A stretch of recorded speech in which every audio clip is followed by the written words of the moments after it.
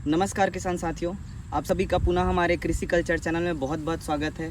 मैं भीष्म कुमार इंदिरा गांधी कृषि विश्वविद्यालय से कृषि कीट विज्ञान विभाग का पीएचडी का छात्र हूं। किसान साथियों, आज हम एक बहुत महत्वपूर्ण टॉपिक पर बात करने जा रहे हैं।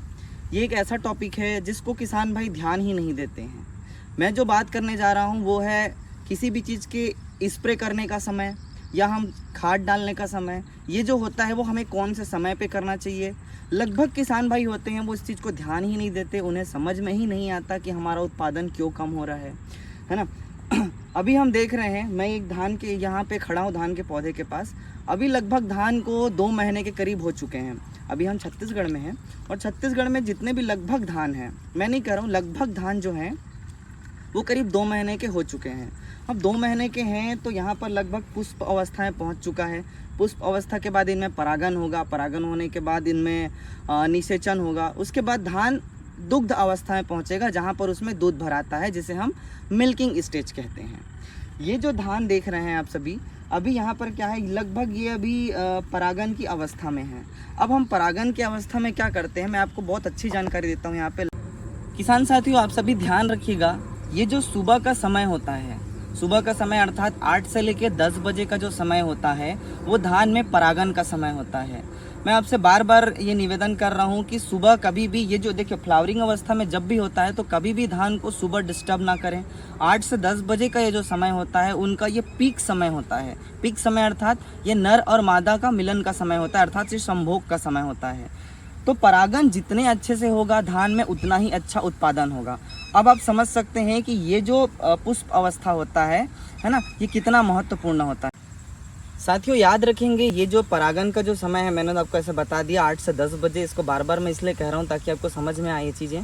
तो 8 से 10 बजे का समय इनके पराग का पीक समय होता है और ये जो पूरी परागन की जो प्रक्रिया है वो 30 मिनट तक चलता है ना, 30 से 40 मिनट तक इनका समय होता है। तो इस समय में हमको पौधे को बिल्कुल भी किसी प्रकार से क्षति नहीं करना है। किसान भाइयों का एक बहुत सवाल रहता है कि क्या बारिश होने की वजह से, जैसे जिस प्रकार अभी छत्तीसगढ़ में मौसम बना हुआ है, लगातार रोज बारिश हो रहा है, तो किसान भाइयों का ये एक सवाल रहता है क्या बारिश में ये जो पौधे हैं उन पर प्रभाव पड़ता है, क्या इनके पराग झड़ जाते हैं क्या। तो मैं आप सभी को बता दूं, पौधे में एक अपना भी एक मैकेनिज़्म होता है। बहुत ज़्यादा जब बारिश होता है तभी प्रभाव पड़ता है और हल्के फुल्के जो बारिश होते हैं उनमें इसके परागन पर कोई प्रभाव नहीं पड़ता है। लेकिन प्रभाव पड़ता है जब हम इनको डिस्टर्ब करते हैं, जब हम स्प्रे करते हैं, कोई दवाई छिड़क दिए या कोई खाद डाल दिए सुबह के समय में, तब बिल्कुल इसका प्रभाव पड़ता है। तो बारिश का ज़्यादा प्रभाव तो नहीं पड़ता है ना। जैसे मैं पौधे की बीज को आपको एक स्पाइकलेट को दिखाने की कोशिश करता हूँ। ये आप देख रहे हैं, ये धान की एक बाली आपको दिखाई दे रहा है ना। जैसे मैं इसको छील के दिखाने की कोशिश करता हूँ तो ये आपको दिखाई दे रहा है, इसका मुंह ऐसे खुल चुका है अभी, है ना।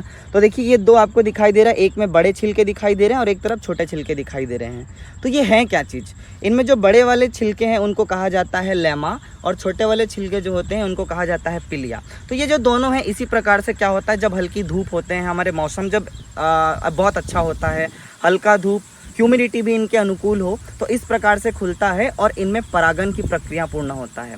अब होता क्या है, जब किसान भाई सुबह स्प्रे करते हैं या किसी चीज़ का छिड़काव करते हैं तो इनके अंदर चला जाता है पानी, या कोई आप जो भी दवाई डाल रहे हैं, मान लो कोई फर्टिलाइज़र डाल रहे हैं, कोई उर्वरक डाल रहे हैं या कुछ और डाल रहे हैं, तो ये इसके अंदर चला जाता है। जब ये इसके अंदर चला जाता है तो इनमें परागन की प्रक्रिया पूर्ण नहीं हो पाता है। तो इसलिए परागन एक बहुत महत्वपूर्ण होता है। अभी बहुत सारे जो किसान हैं वो लेट वैरायटी लगाए हुए हैं, जो 120 दिन 100 दिन में पकने वाली वैरायटी, उनमें भी पुष्प अवस्था नहीं आया है। तो उन किसान भाइयों से मेरा आग्रह है कि बोरान युक्त पोषक तत्व का प्रयोग करें। अब बोरान का उपयोग क्यों करना है, बोरान, इसका मैं सेपरेट वीडियो अलग से बनाऊंगा, लेकिन एक छोटी सी जानकारी दे दूं। बोरान पौधे में परागन में मदद करता है। जितने अच्छे से उनको बोरान मिलेगा, उनमें परागकण उतने ही अच्छे क्वालिटी के होंगे, उतने ही गुणवत्ता में हमको दाने में वजन आएगा। इसलिए किसान साथियों, बोरान युक्त फर्टिलाइज़र का यूज़ करें, पोषक तत्वों का उपयोग करें।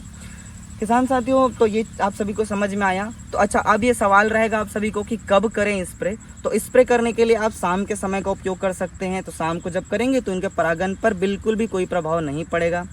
तो साथियों, आप सबका बहुत अच्छा स्नेह मिल रहा है मेरे वीडियो को, तो ऐसे ही जुड़े रहें हमारे चैनल को, और आगे भी हम इस प्रकार से अच्छी अच्छी जानकारी के लिए आप सभी को वीडियो पहुंचाते रहेंगे। इसलिए आप हमारे बटन को लाइक कीजिए, सब्सक्राइब कीजिए और हमारे चैनल पर इस प्रकार से जुड़े रहिएगा।